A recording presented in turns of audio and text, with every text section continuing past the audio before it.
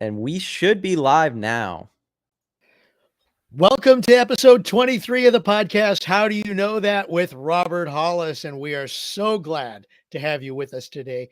Before we get things going, if you are watching us on YouTube, please hit the like and share buttons as well as subscribe button to subscribe to our YouTube channel. And if you are listening to us else,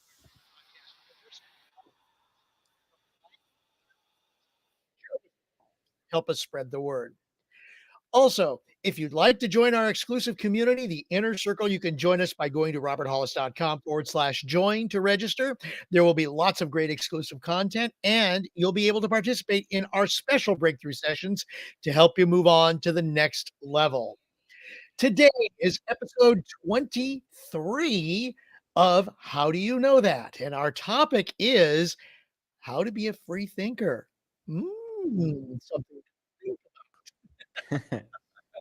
Now, allow me to introduce our host of today's show. He is an entrepreneurial evangelist, renowned for his incredible achievements. He's also known for inspiring countless individuals around the globe with his unwavering determination and spirit.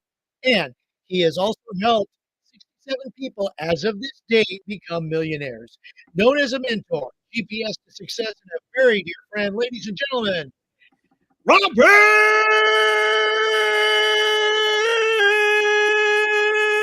Hollis. Craig, thank you so much. I love and appreciate you. And your microphone was going in and out while you're talking. So I think part of that was my voice. I felt my vocal cords going up and down a little. oh well, I You mean, set the gain on a different thing for the Robert Hollis Oh, part. well, yeah, but it was during the whole time that you were talking, so it wasn't just that. okay. So, Well, I okay. don't know. That's interesting. We'll Well, figure we'll that out. see. Yeah, see, Bob Johnson just said that Craig was breaking up, so it wasn't just me. Okay. Thanks, Bob. Appreciate that. I'm So sure we'll work on it. anyway, the title, thank you very much, Craig, the hostess with the mostest. And thanks, Matthew, for doing all the stuff behind the scenes. I love and appreciate both of you so much. And, the title of Free Thinking is, it's interesting because I went online really quick and said, what is free thinking? And it's, again, one of those words like love, right? Or God, where everyone's probably got their own definition of what they think it is. You know what I mean? I bet you in some categories, based on the way that I think about free thinking, I know a lot of authority figures probably would believe that they don't like free thinking. You know what I mean? Yeah. And so, free thinking to me is not only being open to that. I don't remember who said this. Craig could probably research it, but it said the phrase was, I think, by Albert Einstein or Mark Twain, that basically said anybody that can entertain another thought and mastermind on that thought with knowing that it probably wasn't change your mind of what you thought, but it's just that whole deal of being, I think, sometimes curious, that if someone's thinking the opposite of what you think, it's like, how did they come to that conclusion? How did they come to that logic? What opinions have they listened to get there? And so one of the unique things in conversation is if someone says something, the exact opposite of what you think, wouldn't it be neat, instead of attacking them and saying that it's wrong, is you go, well, why do you feel that way? Or why is that important to you? Or where did you come by with this way of thinking, or whatever? Because it's so hilarious that a majority of the people, especially as being a parent and me now being 61 years old, my thoughts are, I feel like I know less now than I ever have in my entire life, but I deliberately do it that way. I always want to know what's new out there, what can become more effective. And I believe I told a person in Miami at the event, he goes, "You're just so natural at keeping it simple." And I said, well, you got to understand my outcome. My outcome is how fast could I get another human being to go, oh, I get it. So it goes back to that concept of, can you explain it to a sixth grader or a 6-year-old?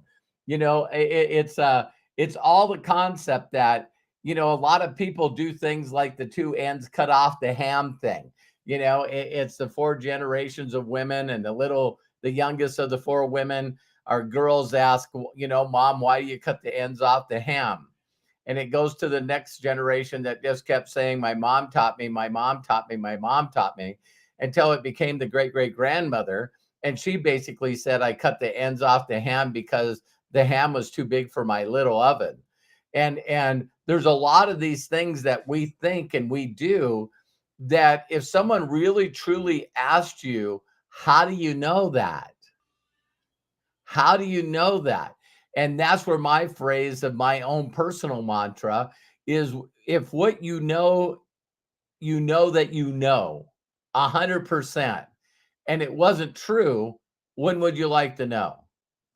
And see, it's amazing that people immediately will go, I want to know right now.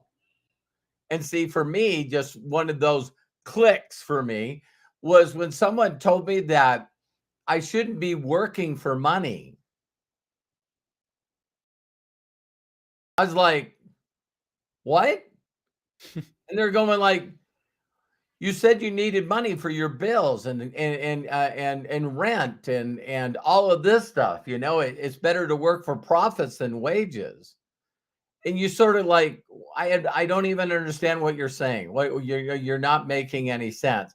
Well, you know, so when my mentor said to me, Robert, there's people out there that earn income without working. And I was like, that's not possible. You see what I mean? So if you mentally in your mind as a right fighter, and you're mentally in your mind as an individual that feels like you're a know-it-all. I know a lot of us know-it-alls. It's like that is the opposite of the subject that we're talking about today, which is free thinking. So, you know, I love being a free thinker. And, you know, because I hang around people that consistently keep challenging my thoughts. I had a really, really, really challenging, you know, thought this convention that I just got back from, because my body and my thoughts and my spirit don't react well to someone pulling out a joint and smoking it. It's like it goes into why. I don't get it. I don't understand. But I know from a child that my parents not only were alcoholics, but they smoked at the table when we ate. So I don't think it's connected to the substance within the joint more than it is just, I just remember my parents, you know, really being extremely argutive and constantly being snooty and constantly being upset and mad. And it usually was around where they didn't have any cigarettes or alcohol. So Mm. this might be just my little problem of going, wow, you know, someone can be so addicted to something that they can't act like a normal human being unless they get this stuff. And so that has been the thing that has stopped me from going, yeah, hell, let me try that. And so being a free thinker and trying to think what other people think is very, very interesting. Craig, Matt? Yeah. No, I Yeah. mean, it's funny you sharing that, because I think what's so interesting about you know, when I deal with people that have come from the generation of like the propaganda against marijuana, they think that it's attached to that. But what you just shared is more like the reality. Like most people grew up with their parents chain smoking or something along those lines. People didn't know how bad it was or anything like that. And so, of course, that stigma, especially since there's been a whole movement now against smoking cigarettes, right? Right. And so you have this opposite movement of people going like, "Oh, marijuana should be legal and all these things, and it's majority legal in most places." And that same thought, Dad, the free thinking thought that you're saying, like thinking about other people, I distinctly remember when I first met my wife Hannah, and she had smoked weed, and it was like very hard for me too because I hadn't, and I was like Right. very like I don't want ever want to. I didn't drink anything. I'm like I don't want to be out of control. I don't want to be out of control, right? Um, and it was something that took me a while to, like, kind of overcome, at least for myself, because everybody has their own shit, right? Right. And for me, my control was around, like, how I was perceived. So if I was drinking, I didn't drink too much because I didn't wanna be perceived as a drunk or something like that. If I Got smoked it. weed, I didn't wanna smoke too much because I didn't wanna be perceived as, like, a stoner, right? And then once I dropped all of those expectations of what I thought, then I was more okay with just doing whatever I felt comfortable doing. And that helped exponentially in, like, understanding other people that do things that I'm not okay with doing, right? Because Mhm. I everybody goes through that process of, like, there's something that you said you'd never do, right? And then you do it and you're like, "Why was I so scared to do that?" Right? Right. Like, I don't understand. There was something else there that made me really scared, and just like you were sharing, Dad, then all of a sudden you start going through the elements of becoming a free thinker and thinking to yourself, "Well, where did that come from?" Because Yeah. I'm not thinking outside my head. I'm thinking about something that's deep inside of me that's causing me to react this way. And I think that I mean, you could do the whole podcast just on this, Yeah. right? Like the whole, some people call it limiting beliefs, of course, trauma. There's other elements to it. Um, Fear. yeah, I mean, there's so much that goes into why you respond or think certain ways. And then you see other people and you go, I can't believe they don't think that way, right? Like it's interesting because you become an observer and you're like observing people. And I've watched my dad go multiple times, and I watched you overcome this, Dad, of the why can I work so hard on giving everybody all this stuff, but they won't use it, Yeah. Yeah. right? Like it's at their fingertips. I never had any of these things when I started. Yeah. And so you have to start free thinking and going, I would have taken advantage of this stuff if I would have had it back then, but I'm different than everybody else, just like Yeah. everybody else is different, right? So, Mhm. yeah, I think it is a really interesting topic to talk about. I'm excited to talk about it. Yeah, and in my opinion, it ties into your going live earlier today, Robert, about my biggest fear because it's Mhm. false emotions appearing real, education or expectations, whichever E you want to insert into that fear, because that's what it's what hinders us from Right. doing the things from the creative thinking, which was kind of part of what the original Yeah. topic was before we started uh Before Craig had finalizing a a better title. one. No, no, no. I I thought creative thinking was great, but then when Matt, when you said there's, or I think Robert said, No, we no, were there's got to be looking. something Mhm. simpler than that. And I looked it up and it said free thinker. And it was like, boom, in Yeah, it one felt the word. same. It just, it says the whole thing. And the whole idea is, yes, you can be a free thinker. You can think outside the box. What is the norm that is confining you to Mhm. whatever it is you believe, whether it's a religious norm, whether it's a cultural norm, whether it's um, a community norm, doesn't matter. What is it that is holding you back? Why can't you free think? Why can't you think outside the box? Robert, the quote that you were looking at now, Aristotle says something similar, but it's attributed to Aristotle, not necessarily it was, but what everybody says is it is the mark of an educated man to entertain a thought without accepting it. Oh, got Mhm. it. Yeah. That's what I was thinking. Yeah. Okay. Yeah. So now some people attribute it to Aristotle. Some of the things I quickly looked up said it's not. I don't know, but there's the quote. But yeah, the fact that we Is can there any problem with just giving someone credit for I'm sure there's some I think I lean on the other nowadays side of it's it where getting I'm you got tough. the like, spelling there's police and the quote police out there. yeah. It's like, Yeah, Well, I I think I know. think It's doing the crazy. quotes is like significance. You could put any quote into GPT and say do research on this quote, and it Yeah. will give you like decades or generations of different versions of where that quote came from. and Mhm. how every single time language evolved, English evolved, different languages, that the quote changed because there's a different way that people acknowledged it, right? Or And heard it. back then, there was nothing to literally say, "Oh, I saw this on TV or on the video. I heard it on the radio." That's it. Done. That's where it happened. Yeah. Right. Yeah, I Yeah. see. It's funny how Jim Williamson and I seen Bob in here both. He asked me if I felt the same way when people smoke cigars, and I do. Mhm. I totally do. And then maybe Jim even dug in deeper for me. It's my mom was one of 9 children, and I think there's 2 left living, and the other ones died of cancer. They all Yeah, smoked, everybody. and so, I think that it had something to do too with the oil field. My whole family grew up in the oil field. And, so I don't know, but, Could play a Jim, factor. yeah, Contributing Jim, factors. Yeah. yeah, Jim probably nailed it more on the head if he's saying, you just see people deteriorate before your eyes, you know what I Yeah. mean?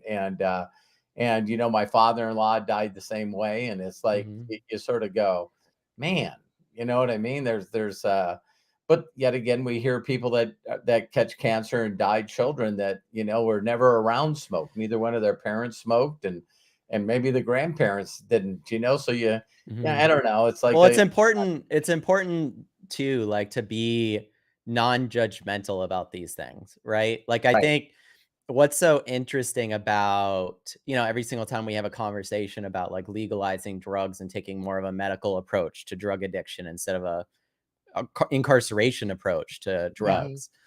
And it always comes down to, well, I don't want a bunch of druggies everywheres, right?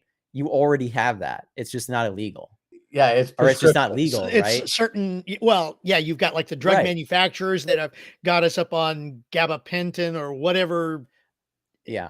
myosin drug that's out there. So we are But I'm already I'm a there. firm advocate for, like, whatever. I think that there should be institutions in place to help people that need help, but I also heavily lean on, do what, if it doesn't affect others, do with your life whatever you want.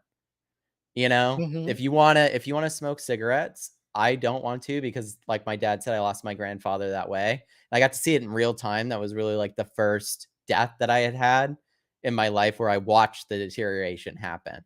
So it really changed how I thought in a lot of ways. Yeah, Now, in my mind, I always thought to myself I'd never smoke anything, right? Mhm. Just because of that. Just because of that alone.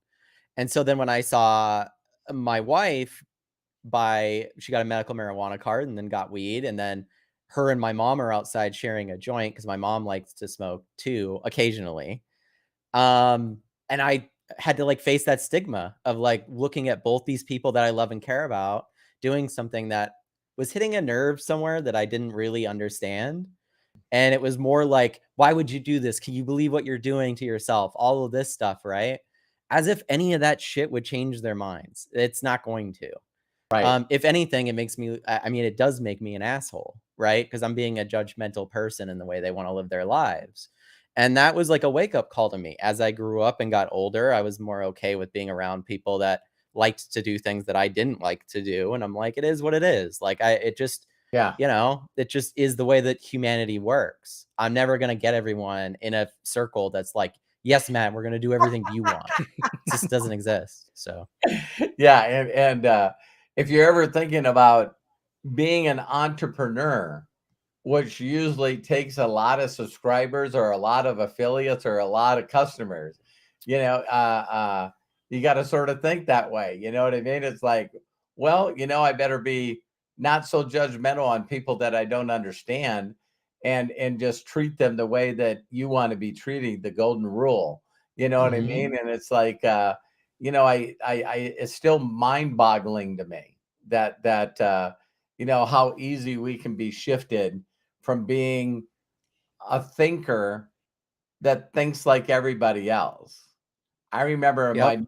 my mentor really challenged me. He said one time, he goes, "Robert, do you really truly believe that you've ever had an original thought Good question. that Yeah. couldn't easily be tied down to maybe a number of things, but the root of what you thought that could have been possibly a original thought is still, again, like, Thomas Edison just saying these are a lot of thoughts that contributed together of lessons that got me to my end goal, my outcome. And it's like that's always interesting. It's another one that, for those of you that are believers, that I always thought was crazy is a lot of people probably don't know that Michael Jackson was a Jehovah Witness, and they said that the thing that killed him is his mind was so creative that when he came up with a creative song and a way to do it and the lyrics to the song, that the creator gave it to a number of people at the same time. And so his mind constructed this thing that if he got anything creative, if he wasn't the one that brought it to the world, that someone would beat him to it. Mhm. And so they always asked him, why did he, have trouble, sleeping? And, why did he need all these drugs and stuff to sleep? And he just couldn't shut off his mind to believing in creative ways of making music and song. And he always believed that everybody was going to beat him to the punch. He woke up every day and just heard Prince in his mind, "Purple Rain." But no, I think there's a lot of that around, right? Even in the small, minuscule things where we worry based off the thoughts that other people have given us, right? Like, Right. it's weird when you think about it, but this happens to all of us, myself included, where like you are given fears or you're given things to think about by others instead of by yourself. You're like, I'm so scared that, Russia's gonna hit LA with a nuclear weapon or something like that. If Right. I didn't watch the news, I have no idea that that was even a thought, right? True. And if I Yes. listen to experts, I would know that there's a 0% chance of that being a possibility. So it's like it's a very interesting time that we live in because there's so much openness to accepting other people's thoughts and ideas without doing any research that just scares the shit out of me, right?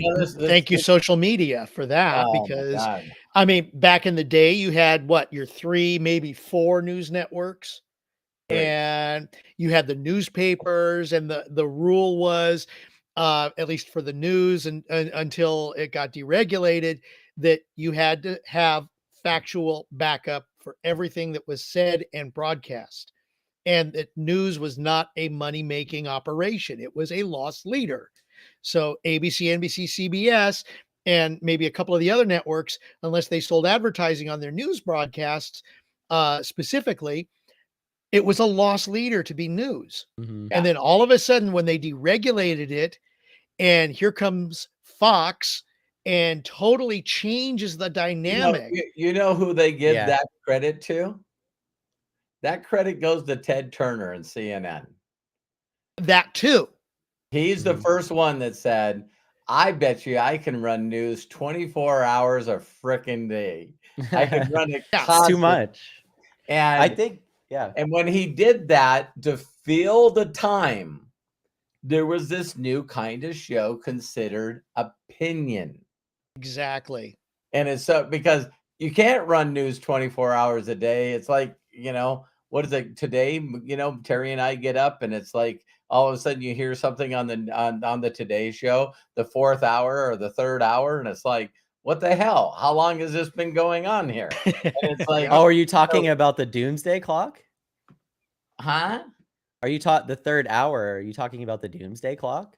No, no, no. I'm talking about morning news shows like Today and Good Morning. Jesus Christ. Where They you have Sorry. the supposed experts on there trying to analyze what is going on. I mean, not to be, like, okay, from the either the government situations, what's taking place there, or World War or something like that. It's like you've got all of these experts that coming in, I and like they how are I saying like this, how this, and yeah. this. I like how Matt went from 24 hours news to doom. That was pretty. That was Well, because I think it there's was always Matt's subconscious coming out and going, can we talk about something that's interesting for me? No. This is all interesting for me because, like, I I'm think kidding, man. I know.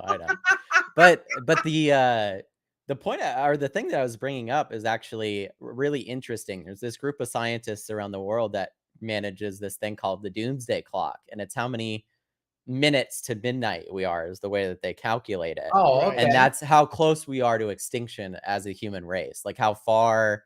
Well, So if if it's the there's third a hour, world it's the war third going hour. on, We it got clicks 9 more. hours If yeah, yeah, time moves faster the older you get. I'm noticing. But no, it's interesting that you guys said those other guys because you don't really have modern day news without them. It's kind of like someone named Mozart, and it's like you don't have Mozart without Bach. So you kind of have this domino effect where someone sees, and I even saw this video of like kid geniuses, right? And it's interesting because when you watch someone pick something up so quickly and they're doing it at like a genius level to the point that they're creating new things, right? like a Mm. prodigy. Human beings are not like, it's interesting to think of them in this way, right? Because we really are people that step on stepping stones built by other human beings.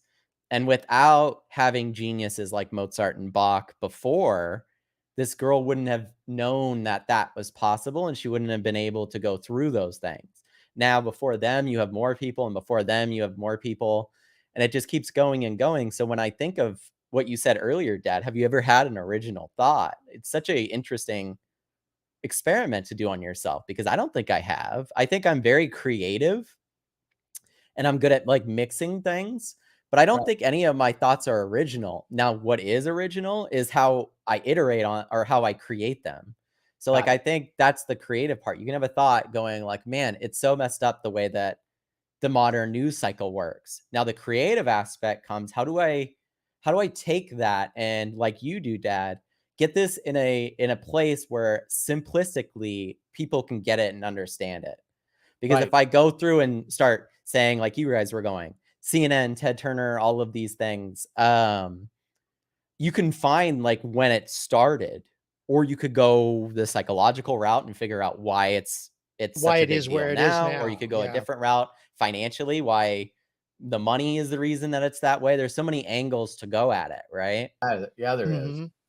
So, Yeah. all of those were original thoughts at one point, or they weren't. Someone might have had that thought 30 years before. And I've seen this in many industries where someone has like a really, I don't know, shitty thought to make something more profitable. Right. And it only takes times like now for them to start going, hey, maybe we should try that. Yeah. It's bad for everybody, but they're going, these stockholders, man, we did not grow this quarter. So we need to either lay off people or we need to come up with a way to make more money off the people we have.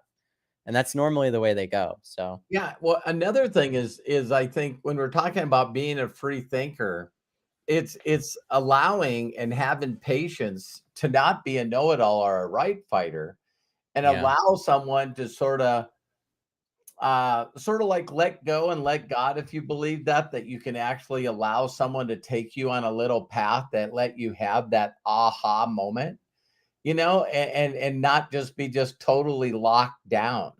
You know what I Mhm. mean? It's like, because I think of some thoughts that I've had when I was younger that, they really truly could not be. And I always make the joke, hopefully, Corky doesn't get mad at me, but, it's like how long, it's like when you even think of Halloween, you know what I mean? It's like, it is bizarre from the Tooth Fairy to Santa Claus to, all these things that we think and then right away you can just be going, someone can throw up that idea. You know what I mean? Like all the people that got canceled for wearing costumes that some people, like in they not what was it? The one that I about the mean, for a army. while, people for like got called out for wearing like, and this still happens, like Native American stuff and things like that as costumes, which, Yeah. like if you're going to decide to wear something like that, I'm all free choice. But if you're ridiculed for it, don't be like, I should be able to wear everything I want. You're going to get You're ridiculed. gonna there's You gonna be know that when you put consequences. it Yeah. on. So it's like, it's interesting whenever someone gives their opinion, they're like, please don't be upset at me. Like, we're all supposed to follow your rules. Like, that's Right. not the way the world Well, look works. at what's happening today just in politics and government. You know, the First Amendment does give you the right to free speech, but it also says there could be consequences. Yeah. And we've made it to that point. So, I think it's good to assume that there will be. yes. Like, there's no way you do anything in the world without having some negatives. There was to tell you you could guys feed Or millions reaction. Yeah. of people and they'd still go, what about the other millions? I'll give you Uh-huh. one of Why our just those millions, yeah. right? We got some thinking in our mind that again some people know that we're triggered by. And I'll give you one that's pretty hilarious. Is yesterday, just Terry was scanning through the channels, and she ended up on TMZ. And so here was the thing. It showed Flavor Flav. If you don't know who this is, Google. and it shows him all dressed up with a clock hanging on him. And they said Flavor Flav's video went viral because he sang the national anthem. I saw that. Yeah. And I can guarantee you, just like the guy that owns Harvey, Harvey said, when we give you that title, everybody knows that they're going to go listen to the national anthem. And this dude just flat out was stoned out of his mind and just butchered it. Yes. Yeah. And then you listen to it, and what an amazing freaking job he did. And so think about the first thought that you heard, Flava Flav. Da-da! Well, it's like, here's this outrageous guy. And now they said that, that there's all these places that have the national anthem saying that he said overnight, he just got booked. Hey, can you come sing for us? Can you come sing for us? And he says in the midst of that, he said to think that you still have people on social media that was the worst ever. Why would you let this asshole sing? You know what I mean? He's not even a basketball fan. Someone. Oh yeah. And with social media now, you're getting it exactly, Robert, because it comes, even though you may be free thinking about something that may not affect others, but look where they take it. Look what they do with it. And okay, yes, it's their free thought, but now it's become influence, and it does influence others, like much of what's going on today. Yeah, so a person that would probably consider themselves not a free thinker would have been someone that wouldn't have wanted to even hear it. You know what I mean? It's like, I'm not listening because I don't want to get triggered and pissed off because he messed up it. He didn't sing it like Whitney Houston sung it. Yes. Or here's another one, if I may. Okay, my brother is into punk rock music. Wow. Now, I am not a fan of it. I have never been a fan of it. Yet I love classic rock. I don't mind some country because I've used to work at country radio stations. I'm not a real big fan of opera. I'm sorry. There's a couple of operas I do like. I love the light operas like musicals, but see, that's me. Okay. Now, if I were to try to shove that down my brother's throat, he would be fighting me tooth and nail. Right. But yet there are so many people who love that punk rock music still to this day, and they go out and see the bands that he plays with. Right. So, is it hurting anybody else? Like you said earlier, is it hurting anybody else to think that way? No, because there's a group of people who appreciate and associate with his way of thinking, his singing, what he does. Right. And that is, in a sense, it is the free thinking, because you're not influencing other people, but it's different from the way you've been brought up. So for me here in, where I am, it's like, okay, good on you, Brad. You're doing really, really well. He actually performed last year at the Orange County Fair with his band. And Robert, I mean, it was just like, wow. And It was along with a couple of other of the punk style bands, but it sold out the whole place. So there's something there. That That's that cool. is that's wild. I mean, it's just like Yeah. stuff that I've heard, and I'm sure you both have heard when you bring up something that you love. I can't tell you how many times I've told people, well, my guilty pleasures are MMA on Saturday nights and Sunday afternoon Mhm. NASCAR. And then you get people go, I just don't understand how someone can watch guys drive around in a circle for 3.5 hours. You know Making what left I turns all the time. and it's like, and then the other one, of course, we got a bunch of people out there that don't think violence is pretty cool, but yet we can put two guys in there that, train unridiculous hours to make sure they can knock the other one out Yeah, or it's like Or it's get an them to submit or interesting something it's an like that, interesting yeah. thought because having been in martial arts myself, there's so much technique and so much work that goes into getting to that place, and I was never at that level.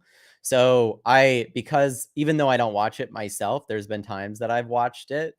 Um, the violence thing is never what, like, comes to my head. Like, I just Oh, think that what's so interesting about watching MMA or watching fights in general, whether it's boxing or anything, is it's no different than watching great people at football. Like, yeah, you can get really destroyed and injured playing football, right? We've seen it.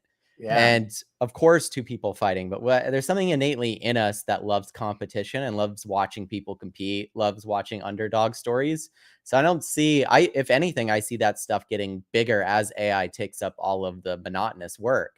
I I think agree. creative arts and physical arts will grow both quite a bit just because we'll have a lot of time to think, well, what are the things that only us humans can do? Right. And there's some things I think a machine could write a story that was empathetic, but I don't think it can write it at the level a human that's experienced those things can.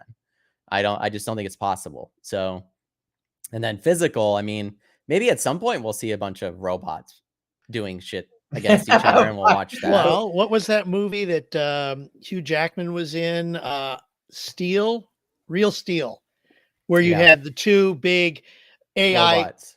type robots, yeah. I mean, Like that you could Transformers. yeah, like giant transformers that were battling each other in the arena, Wow. Could and happen, but it could happen. Well, I think I I think humans are wouldn't still gonna surprise punch me. each other.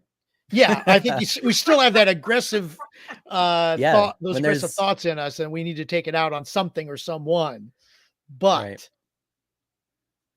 But yeah, I think it's just the competition aspect too. It's really interesting because as you start thinking, doing more free thinking, and you stop yourself from like falling into those paths of like what everybody else tells you to think about something, right? mhm, Like Yeah. maybe you're listening to a bunch of people that hate MMA or hate one of those types of arts, and they go, "This is incredibly violent. Humans shouldn't do this," even though they're agreeing on their own free will to do it, training on their own free will to do it. If you ask them, they would say the amount of things that I've gotten from this beats everything else in my life that Yeah. I've done up to this point.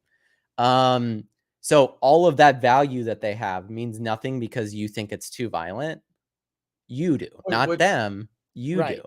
which And so Matt, you're therefore it you're shouldn't exist. That's the opposite of free thinking. yeah, I think that we should go there for the rest of the podcast is, Yeah. because one of the things is, it's what is it to be a free thinker where you actually are gathering in all information. I remember one time my mentor said to me, it was really, really powerful. He said, Robert, if you really, really, really want to learn something, have the ability, if you're listening to the audiobooks or you're at a seminar or whatever, to sort of pull that guard away from the screen in your mind and just allow it to all come in without judging it as it's coming in Mm. or being distracted as it's coming in. So try to allow it to all come in, and then you can set, and if you need to do Bible study or if you need to, talk to somebody, do whatever to figure out which parts that you're going to grasp and execute on, and the stuff that you go, that's just not for me. I'm sure Mhm. that Steve Jobs, as everybody was gobbling up everything that he was doing, all of a sudden find out that, he's gonna He's going to take some time off. He's going to go learn from some monks.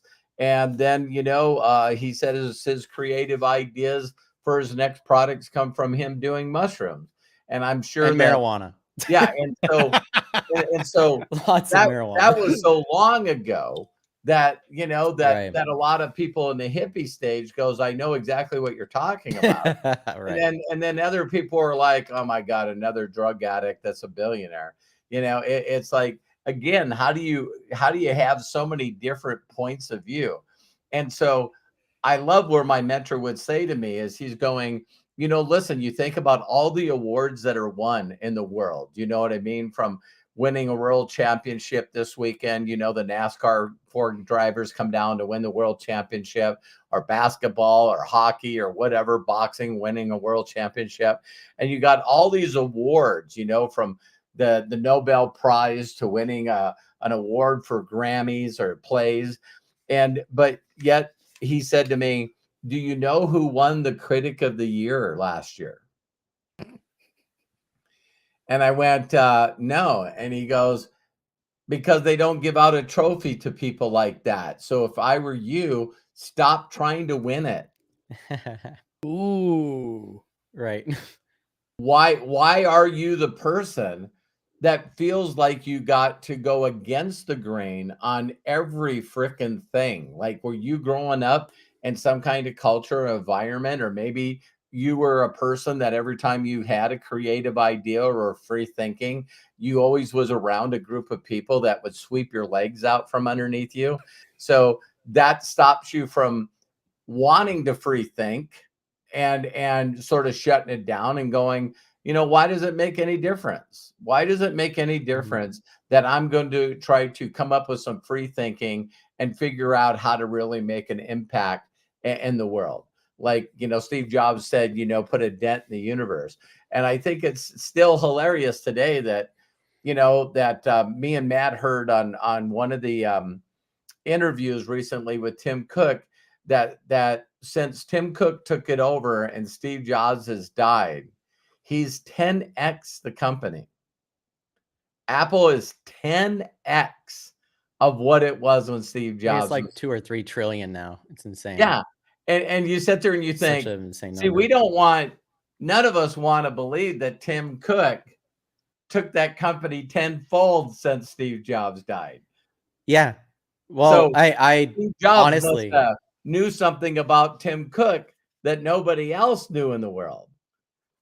You know what I right. mean? I think I know what it is based off of reading a bunch of his stuff, Please, right? please. Yeah, Tim Cook is a really, really humble dude, and he's very, very good at management. These 2 things couldn't be the furthest from the opposite of what Steve is. Wow. So he actually, believe it or not, talk about free thinking, picked somebody who is so gentle and kind and the opposite of Steve. On the other hand, Steve Jobs got more done in the span of time that he was there, and more things were invented because he was the way that he was, right? So you Right. have this interesting balance with that, where it's like, and I was gonna joke as we were talking about Steve Jobs because I said he smoked a lot of marijuana. That's true, except if you smoke marijuana, you're not gonna be Steve Jobs, all right? You might want to eat Cheetos instead of going to invent the iPhone or something, right? So not everybody automatically, circumstances don't automatically make things, right? But I think the reason that he picked Tim Cook was really because in his older years, as he was starting to get sick, started to think about, as he had grown as a person, where Apple needed to be in the future, and put the person in charge that wasn't like him, because he knew Mhm.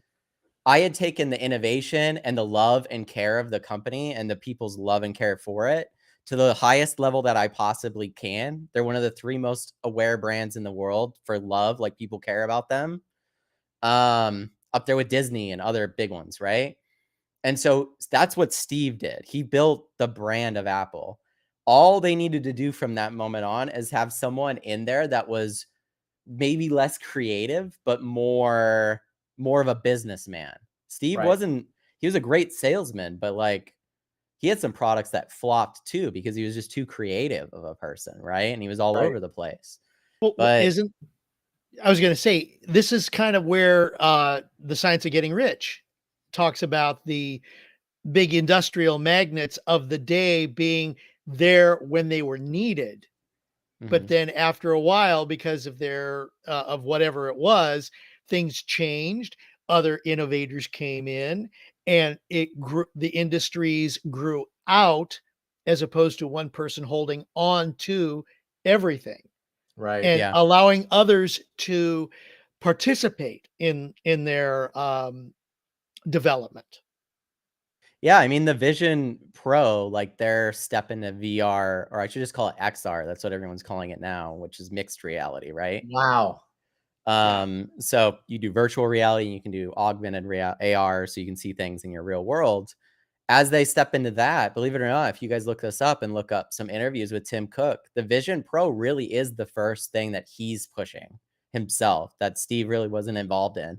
Like, even all the way back to the Apple Watch, he was involved in that before his passing, and the iPad and things like that. But here they're stepping into a whole new branch of technology, and they didn't have Steve to lead that into that direction. So it'll be interesting to see, because Tim Cook has done interviews with, like, the New York Times and said, this really is the first product in Apple that's really I'm spearheading. I'm the person that's going, this is where the innovation and the new things are going to happen. And this is where Apple needs to be in the future. And Wow. that's something that Steve would always do, right? He had Yeah. this amazing quote, because he was such a free thinker. He had this quote where he would say, don't give people what they want, because they don't know what they want. Your job at Apple is to guess the thing that they'll want in the future, not to give them what they want now. And so I think you keep with that philosophy in multiple areas of life, you can be a big free thinker, right? You start Yeah. going, I think give, Henry Ford, I can right, remember one of the quotes that Henry Ford's known for is, if you did a poll, if you asked everyone what they wanted faster and stronger horses. right. They didn't want a car. They didn't They know that, didn't right, want a truck. They wanted a stronger and faster horses. And it's right. like, you gotta be a person, again, a free thinker. And then right after you know that you become a free thinker and you try to share those ideas or creativity with other people, even critical thinking, that immediately you're gonna get the mean tweets. Immediately you're gonna get, you Right. know, again, I know there was a great phrase out there that talks about, that when you first have a original idea, that people oppose it, and then what's Yep. sad about it is the next stage, as people start grabbing onto this thought, now the threatening comes. Now it's violently opposed, because it starts freaking people out, like you see in our government, that, I don't want change. I don't want change. I want it to be just like I grew up. I don't Mhm. want it changing. Please make it stop. I can't. Yeah, it blows Then, my mind too, because, like, well, finish your thought, Dad. I'm yeah, sorry. yeah. Then, of course, the next phase comes where, well, it looks like they're going to get away with doing it. But I'll tell you one freaking thing, I'm having nothing to do with it. You know what I mean? So I'm just going to fight it. And then, of course, the fourth phase is, I'm going to buy you an iPhone for your birthday. And it's like, well, God Right. dang it. I suppose I'll carry it around, Well, the only reason I want you to carry it around is because if I need to get a hold of you, I'd like to get a hold of you. Don't use it. Right. Just have it for, you always hear these funny stories where people, like, all of a sudden it's like, hey, I thought you said you'd never get a cell phone or a remote control, you know what I mean? There's still people in the world that are fighting internet, you know what I mean? Oh, Okay, yeah. now based on that, Robert, what was your first uh item that you did not fully accept right Great away? question. And how to get to that fourth step? I know mine was the ATM card, I bank card. honestly would say, me trying to make that leap from working as a mechanic to actually being an entrepreneur, I think I've shared my story long enough with you guys to know that Mhm. you know, when I started network marketing, the reason that I wasn't an overthinker or wanted to be creative and change everything is because I really looked at network marketing and working with my mentor as a temporary means to me getting healthy and being able to pay for stuff so I could go back to be a crew chief. Hmm. I look back at my thinking, and I only wanted to do what made me money. I only wanted to do what made me money. I was not interested at all in being on stage, being a speaker, dressing up in a monkey suit with a tie around my neck. Terry definitely was not interested in me cutting off my mullet or shaving my face. You know what I mean? It's funny. I look at my sons, and it's like that's what I looked like before network marketing. Yeah, the mullet and mustache has come back. So And as all things do. yeah, it just like, I remember, yeah, I fought that. I fought that, Craig. I really, really Mm, fought it until like I said, when I seen Ahmad say, "You want to make money? Yes, no." That messed me up. That yeah, that was a big paradigm shift for me because I was your trying to excuses be disappeared. yeah, I was trying to be a salesperson, and believing that if I knew all the information that I could be successful. And then I met someone that was making 10 times more than me, and all he learned to do was sort and put people in front of the money man. Hmm. So it's really interesting because I believe a lot of people's paradigm that they're having difficulty doing free thinking is people immediately go, even at the convention that I was at this last weekend, is everyone went, switching to asking people if they'd like to make more money sounds really hard to me. And I'm going, it's a thought. It's not hard. It's a thought. One day I wanted to be single. The next day I didn't. The easiest, right. I always think to myself, the easiest way to get people to like stop thinking is to start getting them to fear their own thoughts. That's the easiest way. And so, like, what tends to happen is now it's a lot easier to just go with the flow of what everyone else is doing than to like think Hmm. of something that could be better or different. And the people that tend to think things should be different get ridiculed for it. Yeah. When, we weren't always that way. There was always some people that were like against the fray. But when JFK said we should go to the moon, everyone was pretty on board with that. And people have said, let's go to Mars since I've been alive and we still haven't done it. So it's not like we don't have the technology to do it. It's just a matter of importance, right? And I really do think that that's what you're talking about, Dad, is I mean, I want to share my own first, right? Please. Yeah. Um, I think one of the hardest things for me to do a paradigm shift on is to stop let to become a free thinker. I had to start thinking about the way that I wanted to live my life and how I wanted to feel and how I wanted to think. And before I really sat down with myself and thought, what is the shit that I'm thinking every single day that's pessimistic, that's bad, that's really not making my life any easier to think about? There's nothing I can do about it. It's out of my control, but it's causing me to see the future as a very pessimistic place. That it's not going to get any better. It's going to get worse. I've watched that happen over my lifetime as if like it's the worst it's ever been. That's not true. But in my lifetime, there's been a lot of bad shit that's happened, right? As everybody has.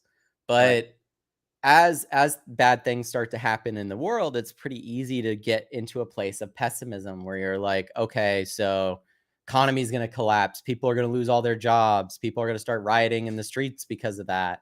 All of these things are going to happen. And I kind of lived there for like the last couple of years because as I've watched COVID happen, and I still joke about this. I posted a poem that this one poet wrote.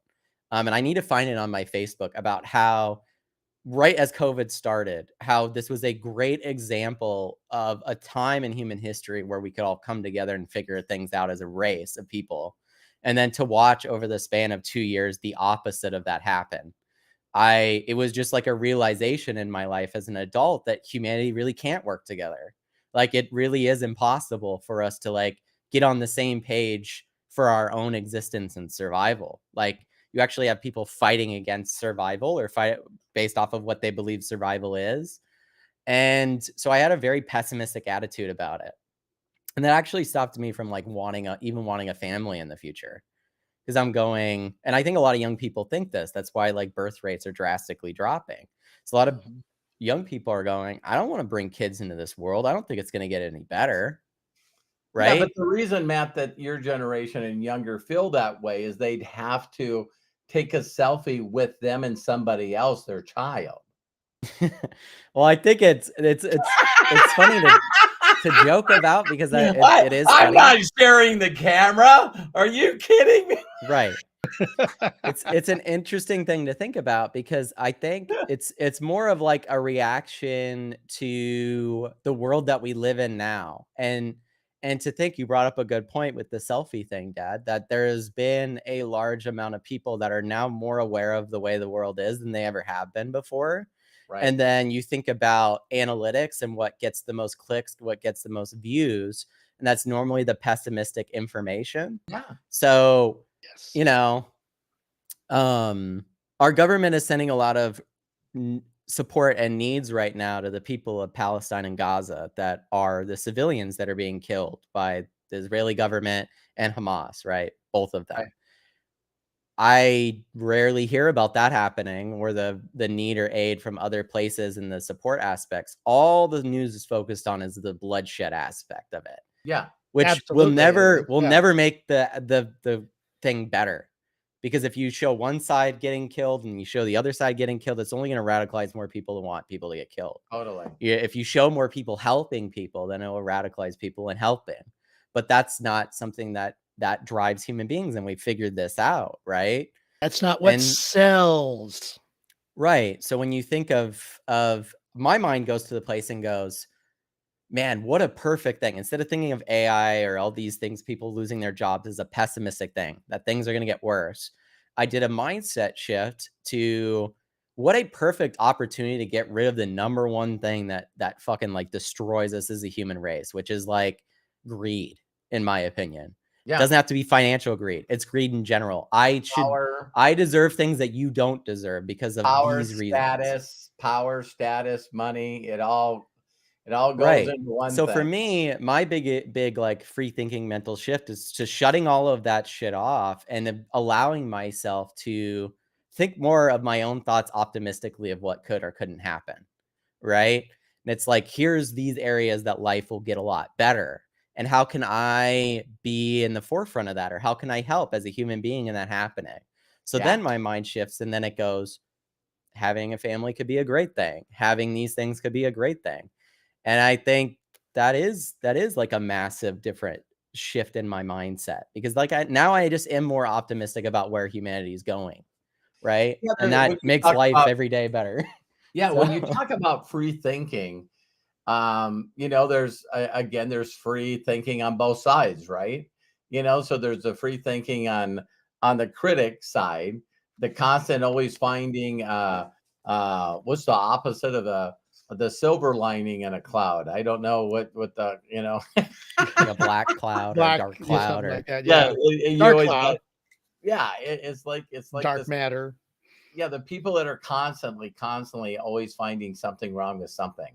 It's got a again, like I really really don't know where I acquired that.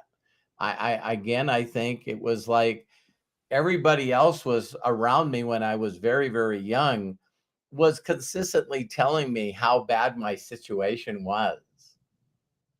Mhm, And my two brothers bit into it hook, line, and sinker. Every mhm. every every reason why stuff was not going their way is because they were traumatized and victim and all this stuff happened, in their past. They didn't have a mom and dad either. They grew up in homes or incarcerated. And so there was just this constant thing where they took that negative and just continued perpetuating it negative. I'll give my younger brother Brian a little bit kudos. He's really, really turned his life around the last 4 or 5 years, which is really, really amazing.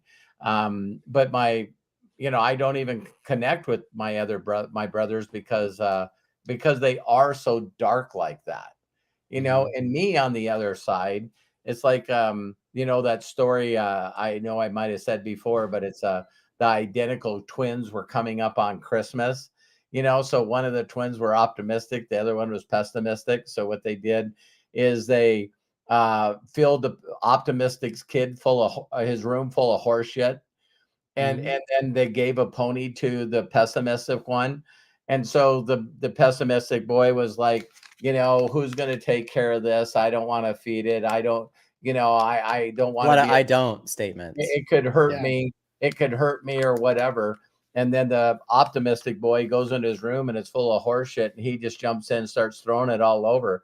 And they're like, what's going on? And he says, there's got to be a pony in here somewhere. Yeah.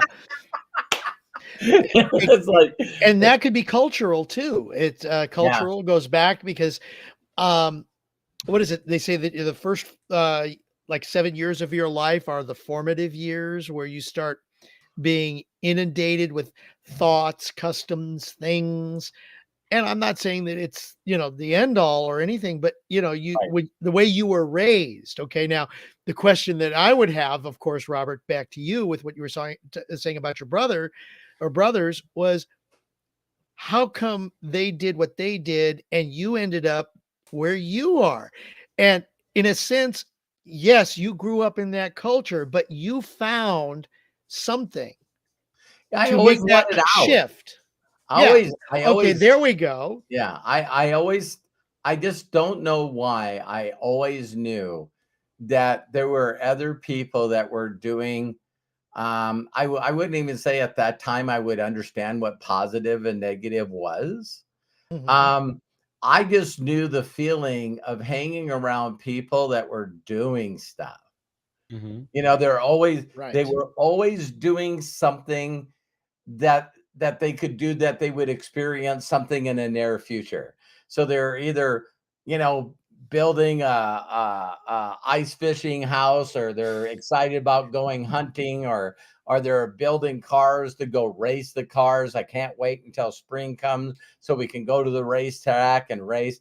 But it was like there was this group of people that always seemed to be around. What is um wouldn't you like to be my neighbor? Oh, Mr. Rogers. Mr. Mr. Rogers' Rogers, Neighborhood. his wife would always say, just look for the helpers, just Mhm. constantly. So I was constantly looking for people that seemed to be really excited about doing something in the fucking future. Mhm.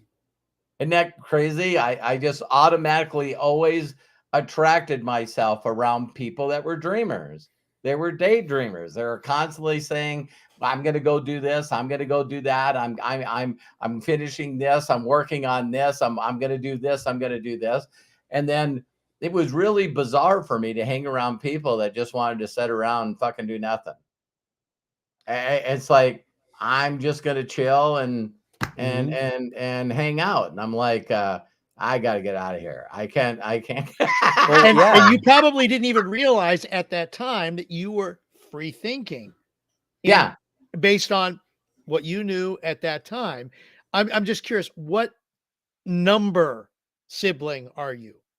First. Yeah, he's the Okay. oldest. Okay. Mhm. Yeah. Craig, you and I have talked about this. It's like, you feel like, I always felt like I needed to be an example for people like me that kept making excuses why they were where they were. Mhm. Mhm. My thought No, was it's always, yeah. listen, you can change your whole damn life. And I don't ever remember ever listening or being around any personal development stuff when I was young.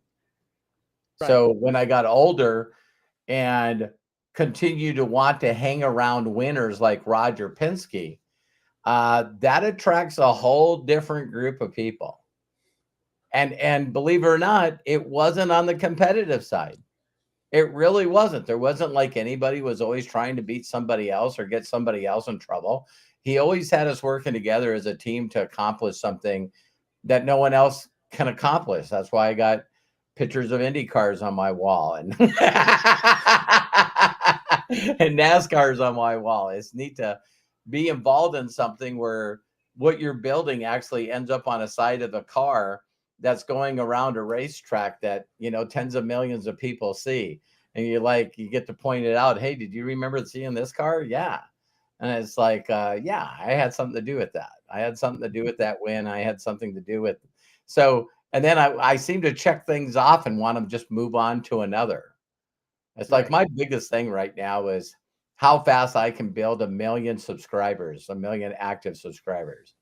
It's on my mind 24 hours a day. So there's two groups of people that will watch this video. You'll say, and it was Robert Kiyosaki with Rich Dad Poor Dad. He said there's only two groups of people on the planet: people that are consistently focused on building a network and attaching that networks to others, and then people that are looking for a freaking job. And he's going like, so if you run into someone that's not interested in building a network, you know, try to get away Yeah. from them and focus on people that are saying, hey, I'm going to build a network. And that was written way before social media was ever written. Mm-hmm. That was written way before social media. So now to see someone that has, you know, with all the Kardashians and the Jenners together, they got 1 billion viewers. What the hell?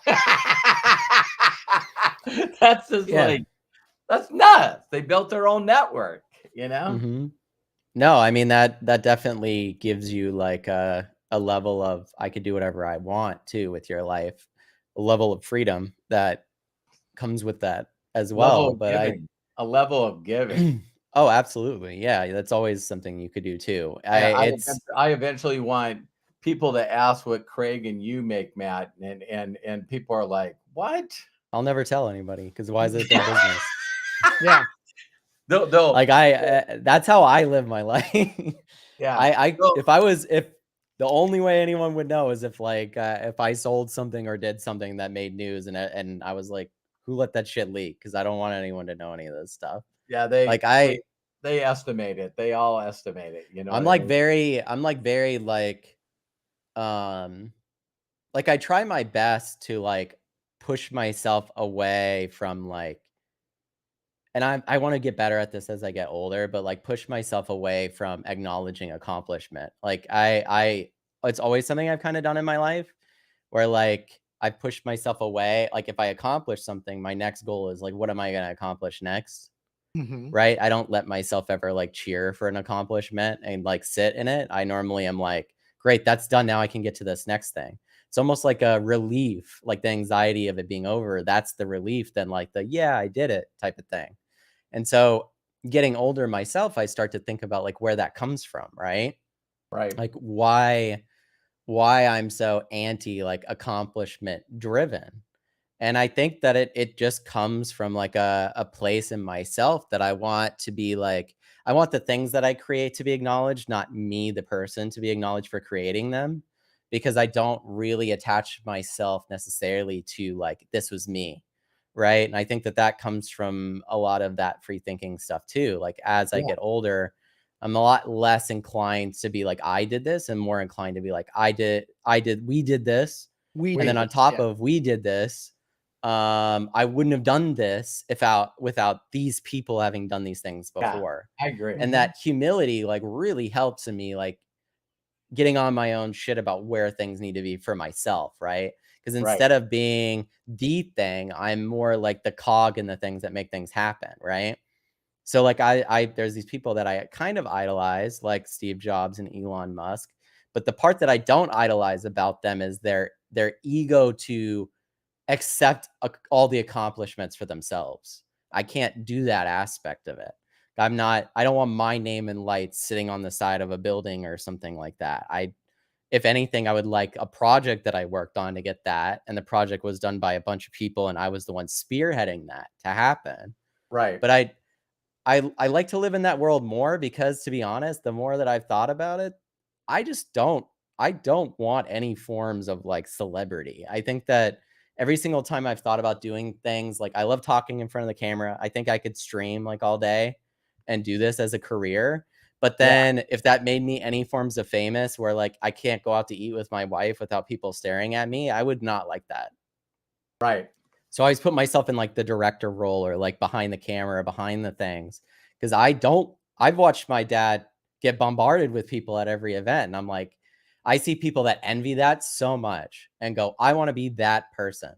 And not that I don't want to be you, Dad, because I take other elements from who you are. But that aspect of it scares me. I don't like people like thinking I I'm can the remember shit. Like Matt. it's not I fun can for me. remember taking Because Matt then to I start to think that.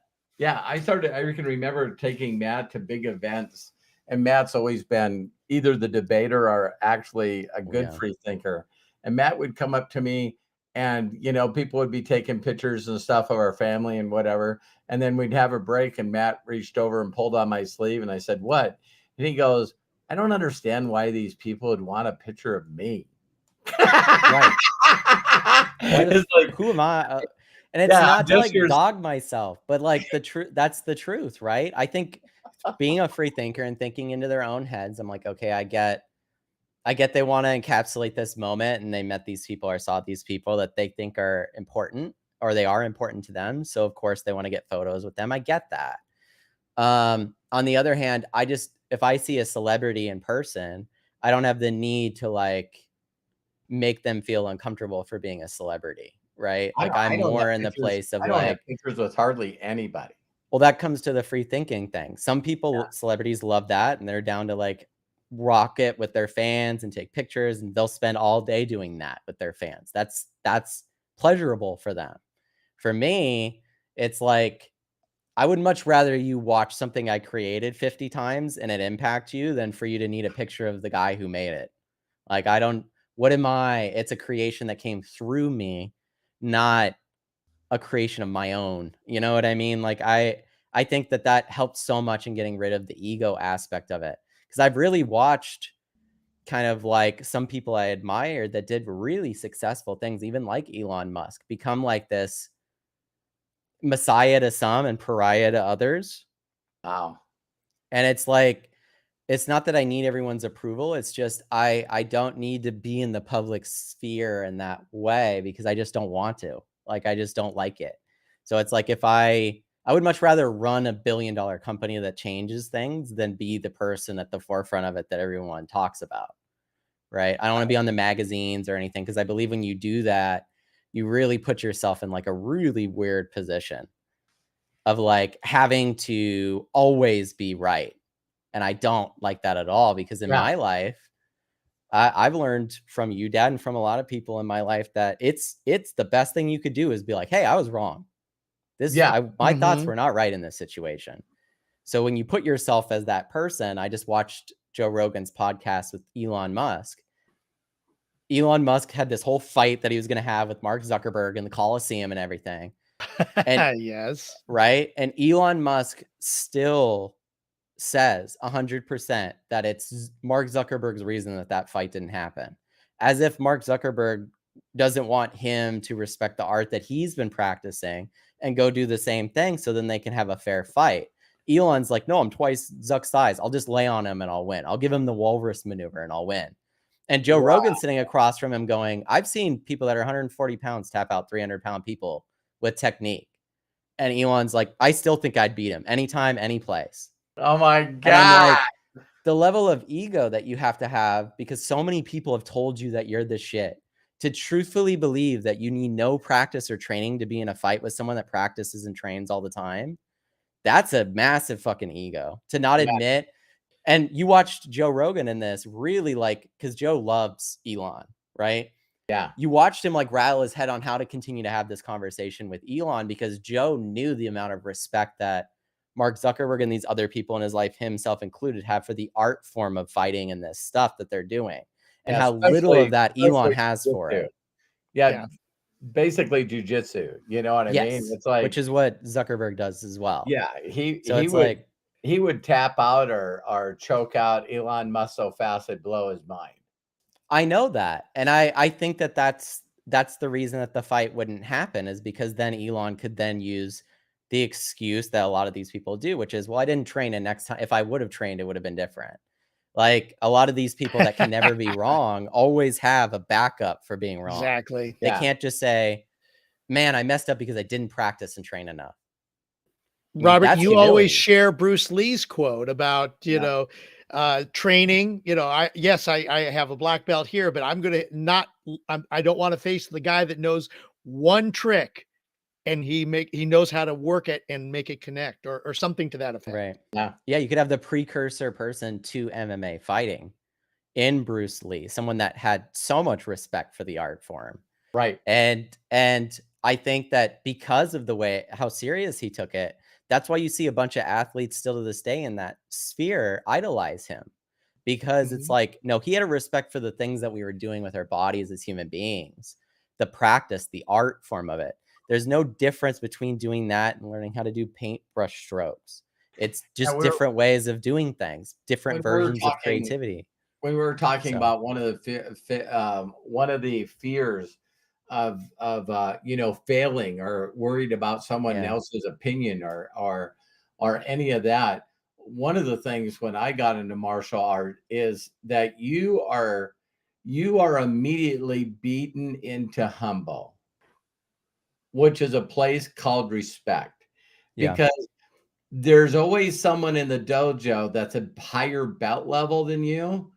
And it's the whole concept that we did, Matt, with the character of the karate guy, where Mhm. people walk into a room and they have the mind capacity of a thimble full of water, you Yeah. know, and they don't have the ability like Elon Musk to even understand the stuff that goes behind the leverage and stuff that jujitsu does. Well, when So you think you're a genius and everyone tells you that, you just think you can pick up shit really fast. I used to right, think this myself because I was like really quick with picking up marketing stuff or design things or all these things. Like I could consume shit in one day and then start iterating on it. yeah, And then I get on my ego train because people are like, wow, how can you do this stuff so fast? And then I'm like, oh, well, I could probably, I could take anyone's job and it would probably take me 30 days and I do it better than them, right? Being an asshole, thinking like, oh, I'm so good at shit. And then you have situations in your life where you see somebody that's really practiced and trained, and you go, man, what a dumbass I am to think that something that requires so much time, energy, and effort, I could just easily pick up just because my mind is smart in one area. Your mind can be really dumb in other areas. Mhm. Elon said that COVID would be over in a week. yeah. He's never admitted that that was wrong, but that's because he can't, because then people And might think that he's not as smart as he people are is, still which is waiting just on the the way it is. roadster. People are still waiting on the roadster. Yeah. Yes. Yeah. And so like I used to respect the guy because he was someone that would like step into these fields that people were like, there's landmines everywhere. There's no way you're going to walk through this without blowing it up. Right. Right. And he did it. And I'm like, that perseverance and everyone going, this will not work, and then pushing everyone forward anyway, I admire so much. And then I watched the same person not only not launch any new vehicles for like the last decade, right? Um, the factories workers are not being compensated in the way that they are. There's all these complaints in SpaceX about the way that they're being treated. And there's attrition in both of those businesses. And you see like this flip flop in the opposite direction where Elon now thinks like, oh, I'm the because he still gets the same question. How do you run SpaceX and all these companies at the same time? He doesn't. He doesn't run all those companies. Thousands of people run those companies. And He's Yeah. look just at the what person happened that with X. decides what happens, which is important. Yeah, look what's But happening with Twitter/X now because he pulled everybody away and said, "No, we got it." And he was running it on its they were literally running it on its own, meaning the computers or without people, and it started to the quality has gone down. Yeah. he said he bought Twitter because he thought that it was like a speaking platform for the far left. Mhm. And that's the reason, to make it more of like a town square for everyone. And if you disagree with people's opinions, then that's just the way humanity is. That's the way that it's going to be, which I think is the right idea. On the other hand, anytime he's criticized on the platform, he responds the opposite of what he said. Yes. So that doesn't show that that's really in line with the way that you think. Plus, at the same time, every time he said that, I'm always like, yeah, but like I was there when Trump won the presidential election because of Twitter. Right. it wasn't just Twitter, it was the media trying to make sure he didn't win, therefore making him win, making him in everyone's faces and shit constantly. I think the media right now is doing a very different job of like trying to not put him in front of everybody so often because they've realized that actually helps him win. So it's That's just the way that that's is. why He's gonna that's why he radicalize people to his frame of mind because he's got charisma. the So media is not putting him in front of everybody anymore. So that's why he came up with the plan of getting indicted 100 times. Yeah, I the don't think news that was then his has to plan. talk about him. Yeah. So his message best gets out one way or strategy. the other. That, in a sense, that's free thinking. The fact that he's saying Yeah. something negative, but because he understands that the Everyone else negativity is is what playing everybody's going to watch. 2D chess. He's playing 4D Hey, chess. this is Yes. hey, we're coming up on the 1.5 hour mark, I and know. I'm thinking, hey, everybody sometimes doesn't like a free thinker. No, I mean, that's normally the case. Free thinking can go in any direction. It doesn't automatically mean all free thinking is good, right? Right. Like if you Yeah. think, oh, if you were a machine, right? And this was because even in that podcast, Elon had to leave at the end of that podcast. That was yesterday because he was flying to the AI thing of the nations talking about how we're going to manage this stuff. And Joe Biden just executive ordered a bill on protections Right. for AI. There's a lot of stuff happening now because this is going so exponentially fast. Right. And you ask someone like Elon what he thinks AI will be to the world. And he even someone that has not a lot of skin in that game still is going, this is like the biggest thing ever. And I think all this stuff needs to happen now. Like we really need to start thinking about this stuff now.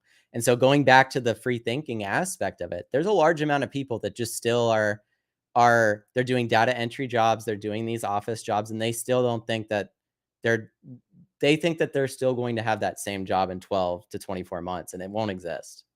Right. And will there be new jobs? Yes, of course there will be new jobs. But it's really interesting because you have to start thinking outside your mind and look at where the world's going. And like I said earlier with the Steve Jobs stuff, right? You have to think of where it's going, not where it is, right? Mm-hmm. Don't base your future plans off where the world currently is. Because if I did, I would never want to have children. I'd be going, Be a free yeah, this is thinker. not going to get any better. Right. Be a free thinker. Yeah, exactly. I saw we could talk to Chad a little bit. I saw Bob Johnson say Elon Musk is sandbagging it. I agree. I think that deep down Elon Musk is a troll in nature and he loves and thrives off that. And I think that sandbagging it, I think if he did do it, I do think he would take it more seriously.